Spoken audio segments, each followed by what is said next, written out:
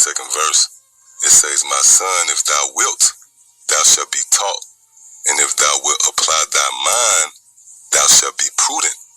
If thou love to hear, thou shalt receive understanding, and if thou bow thine ear, thou shalt be wise." Yeah, what does the scripture mean when it says, "If thou bow thine ear"? Well, simply put, this would mean if you're willing to yield and hearken to the authority that Yahweh Shah set up in the form of the prophets, the men who present unto you the glad tidings and the good news of peace. See?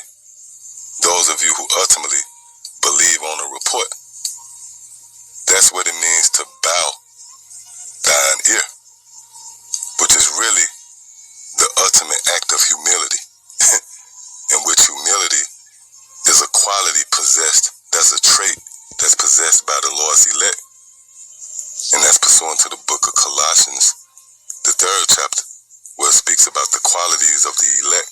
One being humbleness of mind, which humbleness of mind translates to bowing thine ear.